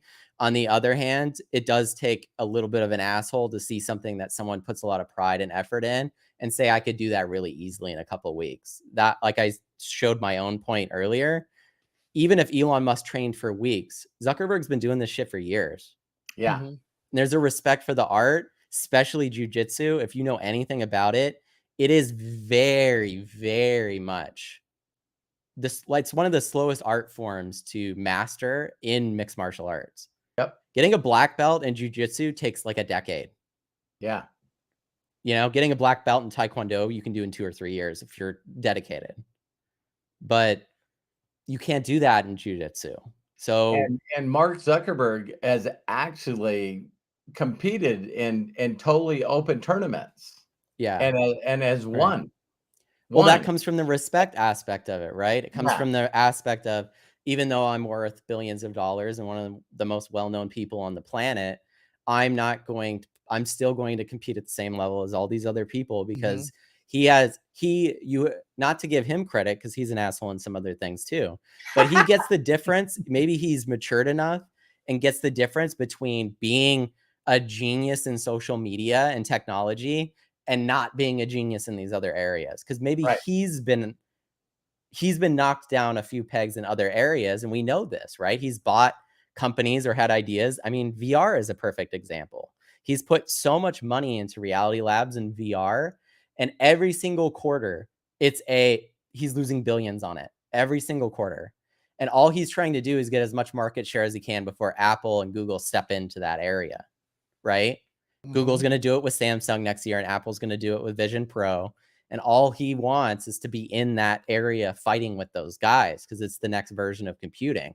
So it's like, where are we going to go, right? Because think about it this way. Apple decided that Facebook wasn't going to collect data on any of their devices anymore, and they cut the revenue of Facebook by like 30-40% overnight by doing that. Would you want to put all of your apps on a platform that you don't have control over that could do that to you? That's crazy. Yeah. Hell no. Hell no. So I you have to watched start thinking of hardware instead of just software. Yeah. So I watched a documentary on BlackBerry on the way home on a flight. The movie or a documentary? It must have been a movie. It must have been the movie. I've heard the movie's good. So, but it blew me away that I forget what year it was. That 45% of all devices on a cellular tower were BlackBerries. They had that big of a market. And they grew 400% 1 year. And this is like multi-billions. Right. And they have a part in there where the guy that's the CEO walks by a window where all the engineers are, and they're all standing in a huddle staring at the wall. And he's like, what the hell's going on? And they walked in, and it was Steve Jobs talking about the iPhone. Right. And it was like the crazy. I don't know if it's a true story, but this guy named Doug, that's just like the stupidest person in the whole movie. I mean, he really is. He's like got movie night for all the engineers, and he does all the fun stuff and Star Wars stuff. And he's wearing a headband and stupid t-shirts. And people throughout the show, as the company just got bigger and bigger and bigger, they just like dismissed this guy when he was one of the first original guys, like in YouTube. I mean, and everyone just dismissed him, goes, listen, you need to shut the F up. I'm not listening to you anymore. And he's like, listen, we're taking all the fun out of this. It's just not, And so when it rolls the credits at the end, and Apple came in so fast, and I guess there was a BlackBerry that they sold virtually hundreds of millions of them to Verizon, and they didn't work. I guess it was called the BlackBerry Storm. And so not only were they losing market share overnight, but then Verizon sued them for billions of dollars. And it's like crazy, right? And then it's rolling the credits of some of the people having to deal with stock with the FTC and the SEC, and all these people had to take all these deals. And Doug cashed out when the stock was the highest. Perfect. Yeah. It was so funny. So it was showing these people, that pled guilty to felonies for stock manipulation and all this stuff. And Doug's a billionaire in his backyard at a pool having a barbecue with his friend. Smart. Yeah, I mean, I don't know if it was true because but that is funny. That is funny that Doug never really got too damn serious about taking over the world. He wanted to make sure all the engineers had movie night on Thursday night. Well, I think it's important to take the time. Like I always love, there's certain game studios that do this, and they're like the tippity top, right? Like the best of the best, like the people that make Grand Theft Auto and stuff.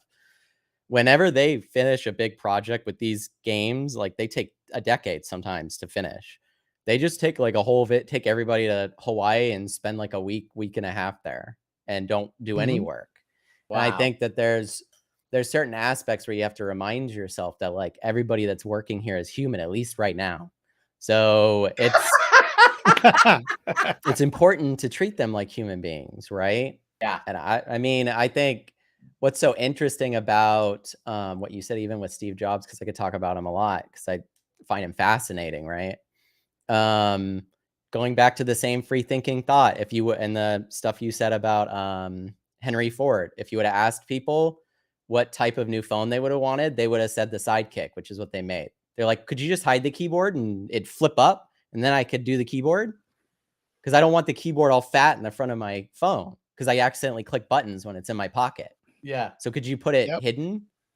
no one would have thought, hey, let's just do touch screens. Your fingers are exactly how it works. Yeah. And Man, people had thought about that stuff before, but it transitioned to everybody because truth be told, a young kid is going to figure it out, but someone like my grandmother is not going to learn how to hold on certain keys till they turn into numbers or letters or different things. They don't give a shit about that. They just want it to be easy and simplistic. Matt, in the movie, it was so hilarious because when Verizon was saying, "Did you see Apple's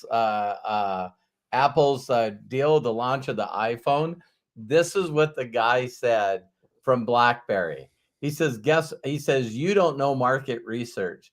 He goes, "Guess what? The number one thing BlackBerry users love: the hearing of the click when they're pushing down the button." Mm-hmm. Yeah. So the way they tried to keep up with the iPhone is put the keyboard into the screen, and it actually made a click, click, click, click, click, click, click. That's why they did Like it it does for a now on while. all The iPhones. people wanted to feel the device make a move or a vibration, and they wanted to hear that click. This is I'm the biggest like, problem with VR actually what? right now is that the transition that Apple's trying to do and Google will try to do too is this transition away from controllers because controllers, if any of you guys have played video games and you're like, "Hey mom, play this video game with me." And then Oh. there's like all these buttons, mom, either one of you guys probably too. You're like, "What the Oh hell is God. this?" So Yeah. phones needed to be something a child could use. And I've always said VR will really take off when you can do it with your hands, when you don't need to know buttons. You can just touch things and they work. And I use my Quest 3 and I can already do that now, right? Wow. And to think where it will go. But I think like it's just one of those things where you really have to think outside the box and go, how could I make this simplistic so anyone could get it?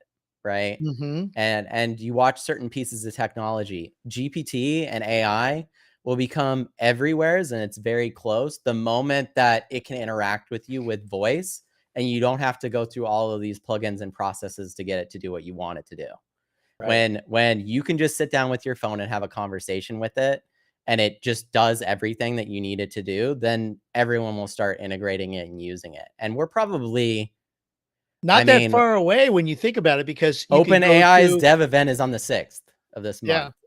So, So we'll see and what they you That announce could went, there. say went to your phone, okay, hey Google, whatever, or you go to Alexa, it's already in progress. And then who knows? Oh, yeah, now my phone is going, Yeah. But what is it everybody's you had that want? problem. It's gotten better, right? But everybody's had that Yes. problem where you've asked it something and then it doesn't answer you correctly or it doesn't quite get it right. And to fix that, you have to circumvent information and create something that can understand the difference between information. And And there's that's your where we're AI. at, right? Yeah, Yeah. exactly. AI is taught the same way a child is taught, with an environment where a bunch of information is readily available and they watch and iterate on it mentally until it gets to that point. Um, I said this to you guys or to Craig and my dad the other day, but at this stage, you guys, I probably use AI for almost 80% of my work, and I can't wait for it to be 100. wow. So it really, really from the emails that I write, from the graphics that I create, from the videos and the shorts that I edit to everything, it's slowly but surely consuming every area that I used to require a lot of time and effort and learning Mm-hmm. to do. And instead of fearing this, I'm one of those people. Maybe it's because of my dad, how he was growing up. My dad always was like, there's this new technology. Let's get it. Let's try it out.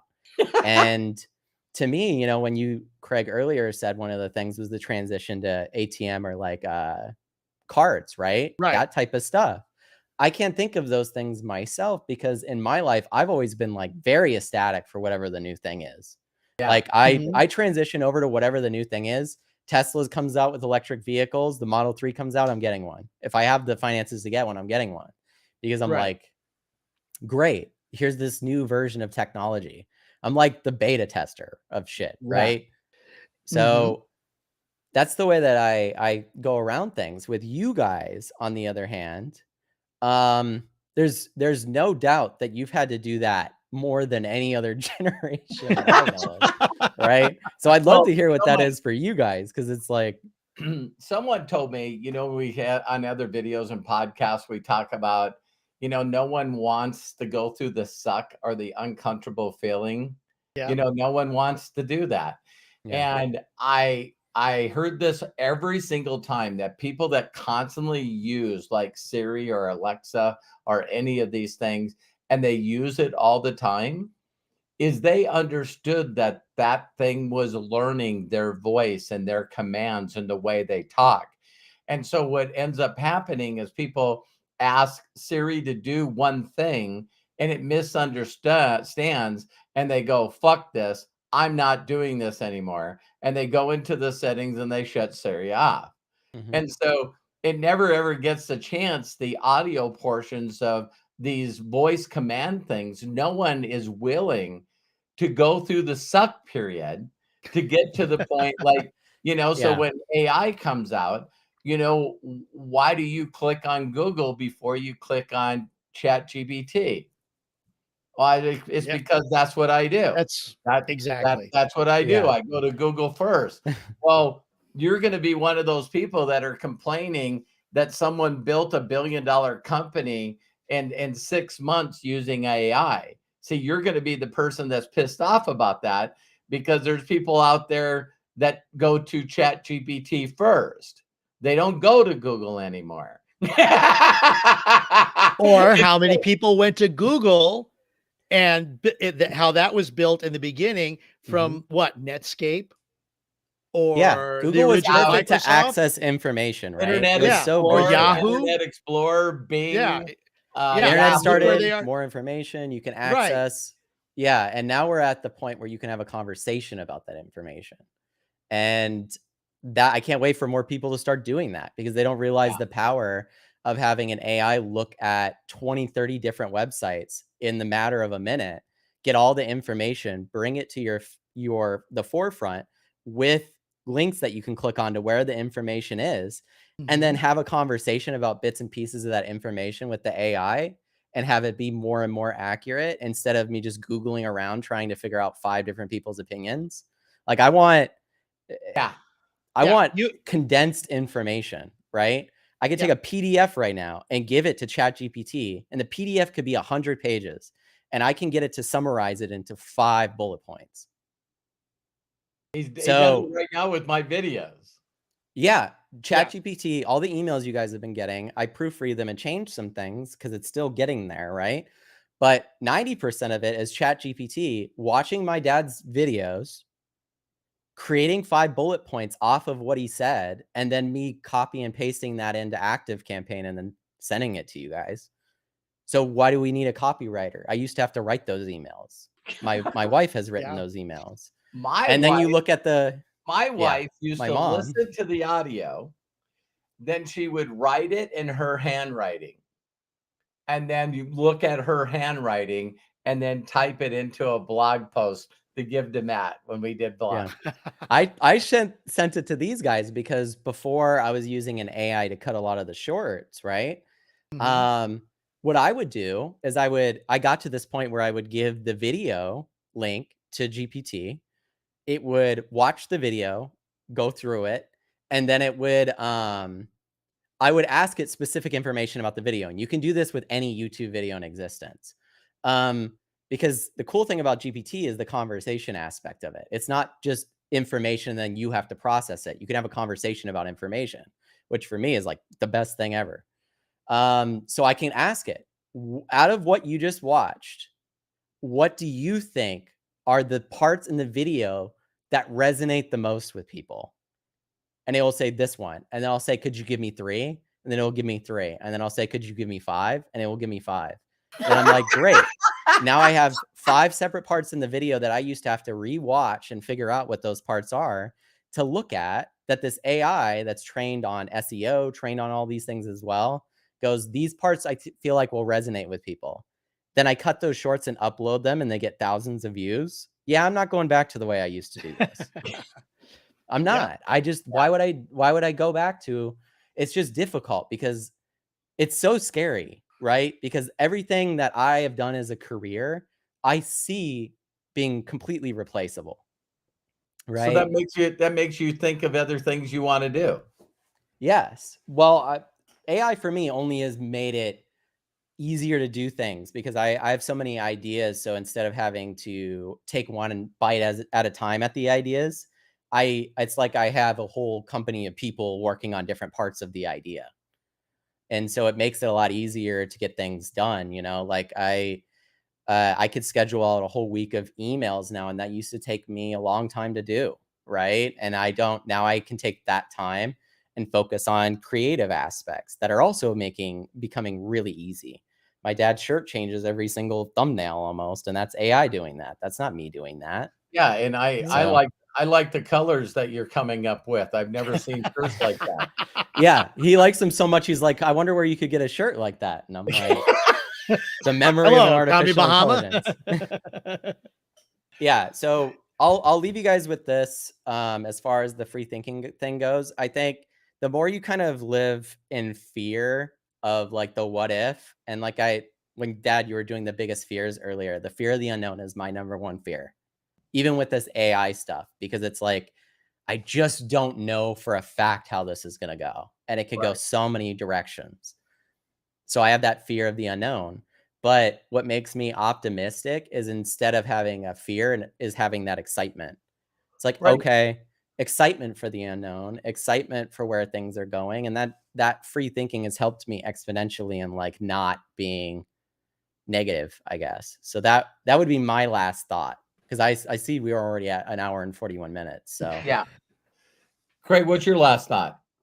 Well, I think I agree with Matt with what he's saying right there about free thinking and the fear. And you've talked about it earlier today in the podcast, and I will post that in the chat here so that if people want to see that, they can. But it's the fact that you're reframing. Yeah. You go, you've been on that today. You were on that yesterday. You've been on that a couple of times prior to leaving on the your trip to Miami. The idea of reframing what it is that you are thinking and how it relates to where we are now and where you are now. Yeah, and is reframing free thinking? I think it is. I Oh, think they're it's very close to being one and the same, if like not paradigm shifts, anything like that. exactly. I Yeah. agree. And if we yep. can reframe and okay, yes, part of free thinking is uh all right, brainstorming, if you've ever done a brainstorming session, that is free thinking. And then you take the best of that and put it all together, then that's kind of where, I mean, I summarizing it all in the way I think is that's where we have to be able to look at ourselves and say, okay, is it worth going in this direction for Yeah. me? For Yeah. me. Now, for somebody else, it's like, damn the torpedoes, full steam ahead. Why not? Let's do it. And then, okay, like we were talking about earlier, what are the consequences? And do we look at that too? And do we kind of make that balance? Do we say, okay, let's take three steps forward and maybe one step back for the consequences and keep moving in that kind of a style? But the point is, free thinking, reframing, be open to that. And I'm going to go back to what we started with a little bit here. It is the mark of an educated mind to entertain a thought without accepting it. You get so many thoughts putting into your head, Yeah. good or bad. I mean, how many people sometimes they're driving and they think, oh, I wonder what it would be like to just take my car, do a left turn on the freeway and go right into the K rail, Right, how, yeah. I mean, or whatever. Are you going to do that? Probably not. But the Hopefully Right. not. thought is, yeah, hopefully not, especially for all the other cars around you. Right. But you have that ability, that free thinking of I could do it. But then it's like, are you an educated mind to entertain the thought without accepting it? Mhm. So yeah, Good point. we have to Yeah. be open enough to think, okay, there's the positive, there's the negative. Let's see where we go with it and be open to it.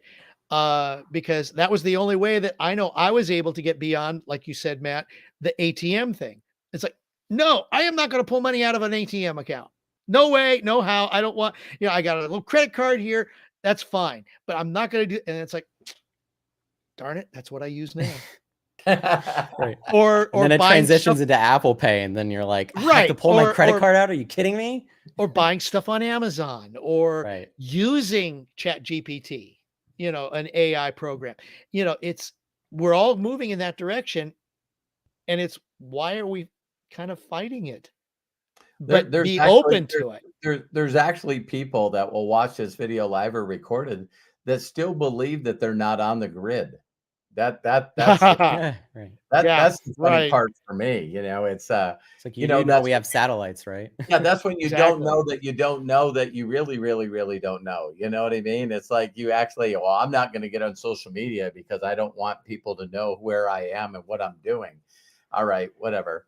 It's like, It's like, why? yeah, Yeah. I don't know. There's Any company you work with now, or you are associated with, I yeah, mean, yeah, cable company, your credit card, it's all hackable.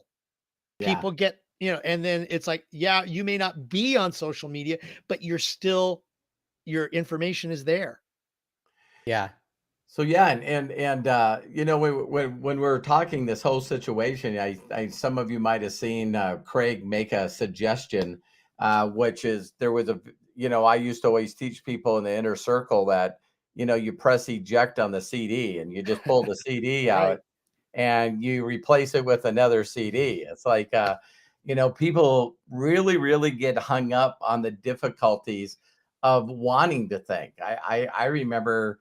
I don't know where this can be found, but my mentor said, if you can learn to be a free thinker and be open-minded, and what people don't really understand is free thinking, critical thinking, thinking positive, thinking optimistic. All of this stuff first comes with awareness. Mhm. And then the second is sort of back that awareness up with some people that have actually done it that are documented. And then you got to believe, which is part of faith, believe that if you actually put in the hours with an optimistic and a great attitude, that you're going to get gooder and gooder every day. So I remember my mentor telling me, Robert, man, you learn to think like this in a way where you're not only free thinker, but critical thinker, but think of everything as a mastermind that, two minds are better than one, three are better than two.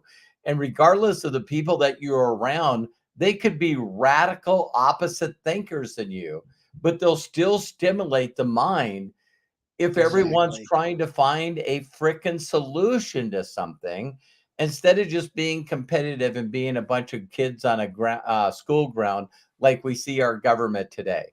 It's like Yeah. there's to think that you can be such a non-free thinker that the only thoughts are thoughts that were given to you passed down from religion or certain beliefs or whatever, and these are concrete thoughts that when my mentor explained to me that the majority of the people on earth would rather die than think. They would rather frickin' die than think. And the radicals do. The radicals have such a thinking when people look at stuff happening like in Hamas and Israel that I remember one guy summing it up for me perfectly. He said that, can you imagine from the time that you were a child being raised and told that this would be the land of milk and honey and that it would look like a giant, giant jungle and a theme park if we just could get the infidels off this land? That the reason that the land is cursed and it's a desert and it's hot all the time and there's not a lot of water or food is because those people that don't believe and think like we do, they're on our land, and now that's why it's awful. So all we got to do 24 hours a day is, how beautiful life would be if we could get the non-believers off our frickin' land. And when someone told me that, I thought, man, if you were a little kid and the entire time that you grew up, you're like, hey, why is it always hot? And why does life suck? Why are we so poor? It's because of these dudes. Yeah. These dudes are on our land and we got a curse, I'd be like, well, why don't we just kick those dudes out of here?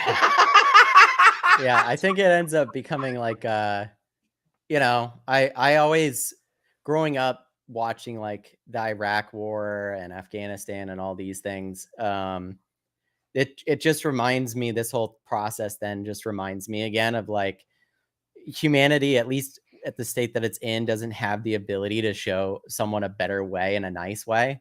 They always have to Exactly. like beat them into submission It's to the think the way that Mhm. opposite they of free want. thinking, isn't it? Like if if you showed either side a better way of living, then that might help. And it's like they just don't want to do that. I think they Yeah. would God rather forbid the we other person don't compromise. exist. So I Greg, even saw I love the choice of Hamas today words said there. they're not. God forbid. Yeah, Yeah. right. Well, I was gonna Yeah, say I exactly. saw insane stuff, but like Hamas today said that they're like they're not gonna stop until every Jew and Christian is dead. Yeah. They're just gonna Yeah. keep going. And it Yeah. And just yet, reminds you, you're like, yeah. that's never gonna happen. But of course, at the same time, it's like you do, since that's never gonna happen, you do realize that this is infinite. And to them, they're okay with that because to them, Mhm. this life is just a stepping stone to whatever is next, which It's is been going pretty good for them, so they think, for 3,800 years. It's Yeah.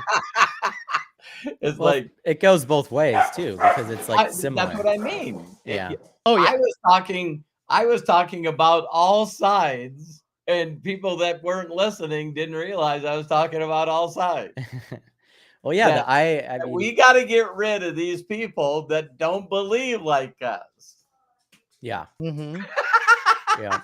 It's definitely like a multi-layered issue, like they all are. But I think it'd be so interesting if we showed up with aid and showed people a better way of life and lifted them up instead of crumbling them first. Like I think it would be easier if you just tried to show some love and care and compassion to some of these kids and young people that are in these areas on both sides, because the young are the ones that die. Um just a better way of life, right? And All we need is love. yeah, like yeah. Serious. All we need, to me, all we need is AI at this point. Please, somebody show up and be like, "You guys are being dumb here. Why are you trying to handle an issue of peace with war? I don't understand how that ever worked out, you know?"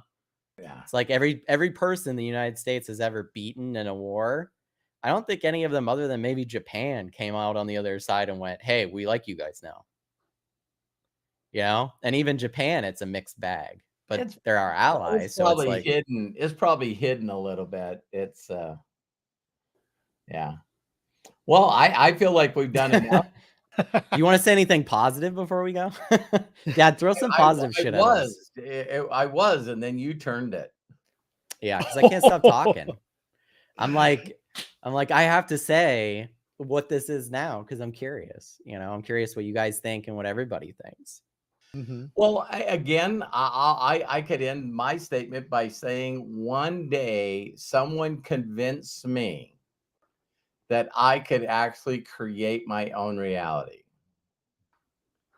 And when I realized that I could control my emotions based on what I listened to and focused on, I then created for me heaven on earth. I Yeah, can't listen, imagine the yeah. world being any better than it is right now.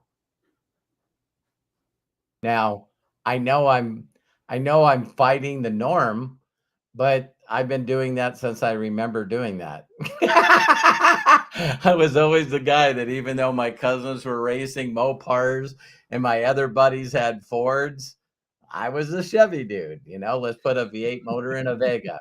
And I've been sort of a weirdo my whole life, and I've sort of embraced that weirdo special person because it's evidence from me that people that don't think like me are not doing very well. They're not very happy. They're not fulfilled. They're not making enough money to make an impact in other people's lives that have nothing to do or have no way of paying them back. That's what someone explained to me that true giving was.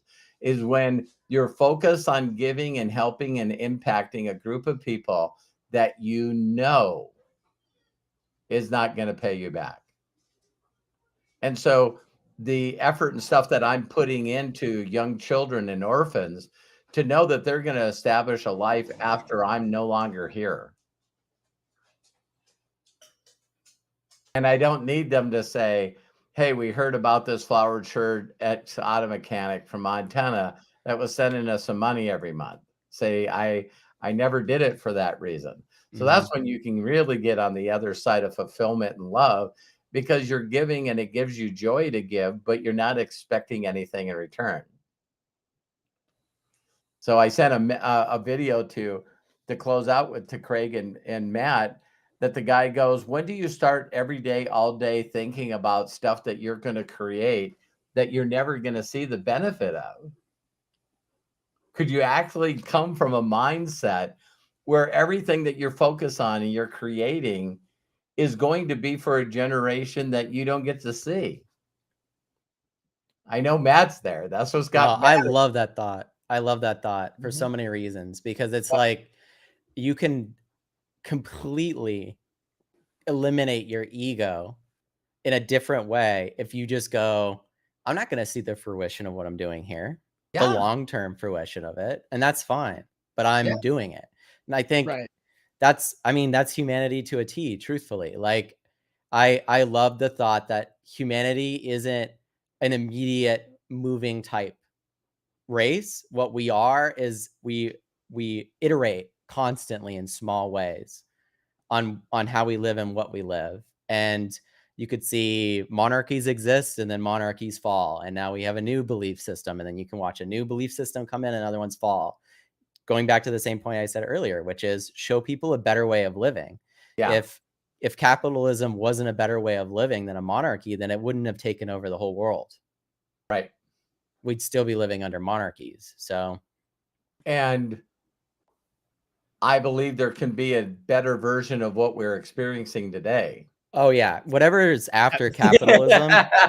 I think, you know, people will see a different version of whatever that is. And the fun thing about it is, going to the I don't know part, Dad, is like, I don't know what that is. And I don't know what it's going to be called. And No, it's like I guessing know that one thing. capitalism would I know exist when you one were thing under the right now. monarchy, right? I So think for the first time in the world, it really seems like the world is sort of turning on the elite educated.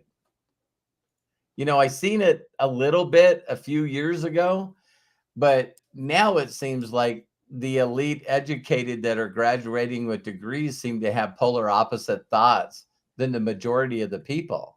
yeah, stop having a fucking ego and telling everybody that doesn't do exactly what you did that they're dumb and stupid for not Yeah. doing that. You keep telling people that enough, and someone's going to show up to take that pain and utilize it to become president of the United States. Yep. Just have to notice it's there. So Close us up, Craig. All thank you right. guys so much. Wow. Thank Thank you. you. I loved And it. thank you for watching. Oh my gosh, what a great, great video. Please, everyone, share this video and like the video. Of course, you can follow Robert Hollis at roberthollis.com.